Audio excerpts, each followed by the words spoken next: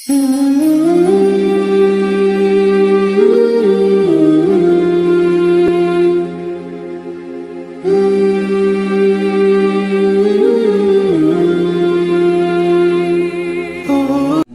Ustadz. Saya masih JM. Alhamdulillah sudah tidak berpemahaman takfiriyah.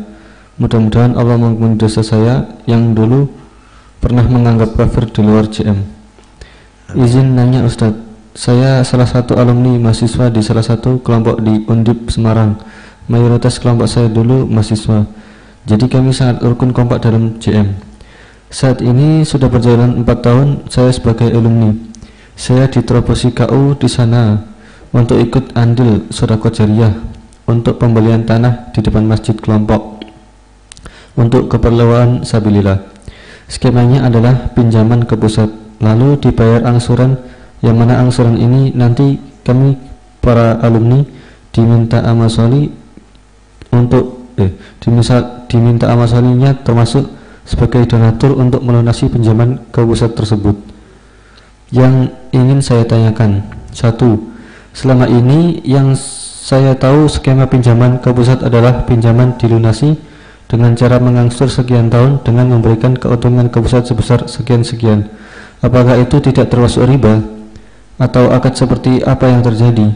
Karena saya sebagai rakyat biasa kurang informasi tentang itu. Kedua, jika itu termasuk riba, saya sebagai salah satu donatur yang ikut kesanggupan membayar tiap bulan dengan niat sedekah jariyah untuk melunasi ke pusat. Apakah saya juga terkena dosa riba atau mendapat pahala jariyah dari pembelian tanah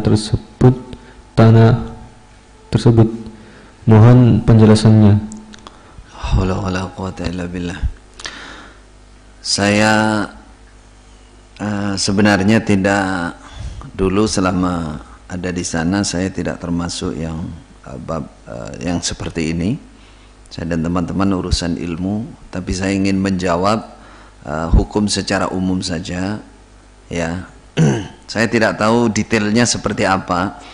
Yang jelas jawaban pertama ya, kalau itu pinjaman murni itu ya pinjam uang 100 juta misalnya, betul-betul dalam akadnya pinjam uang untuk misalkan membeli tanah sabilillah, tanah untuk masjid, tanah untuk ruang tamu, kan itu sabilillah.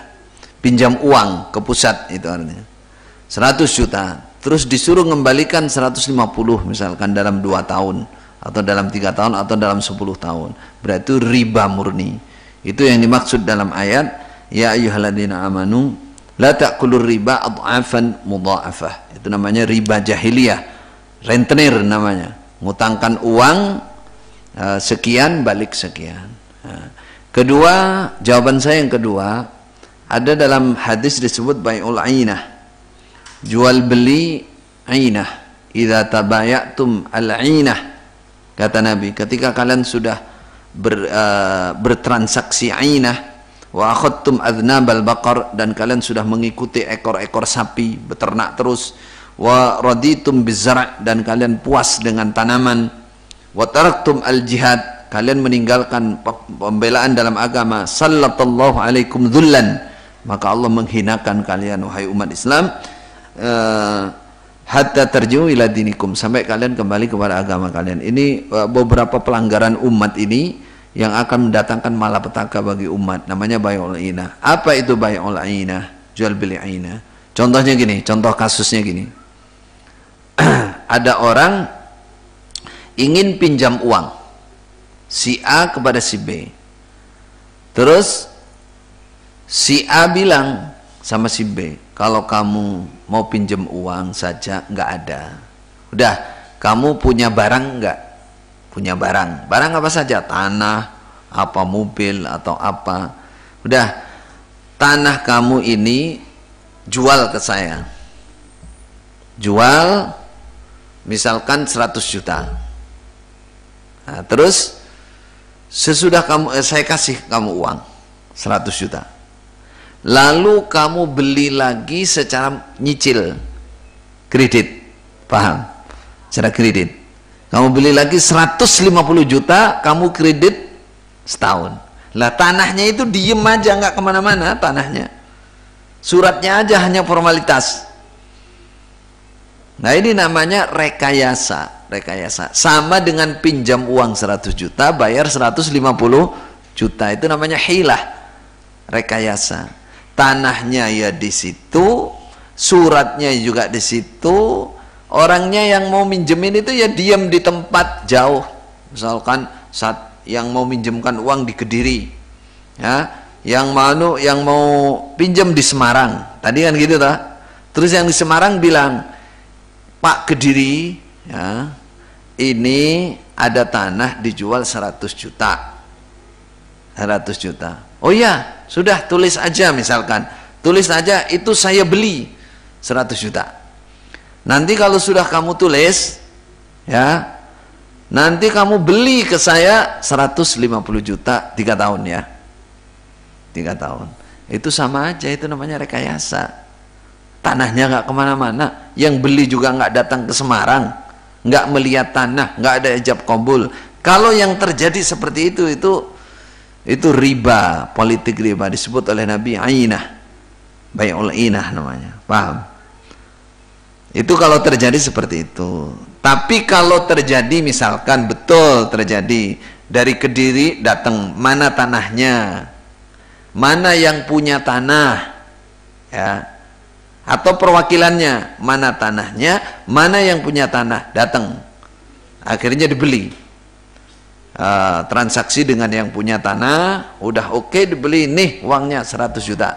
Lalu sesudah dibeli oke, baru diberikan kepada pengapling atau dijual ke orang lain, dijual ke ru'yah di situ 10 orang atau 100 orang misalkan. Ini beli nih, ini sudah dibeli oleh Kediri, harganya 100 juta, ini dijual 150 juta, boleh dicicil 3 tahun misalkan. Nah, itu boleh.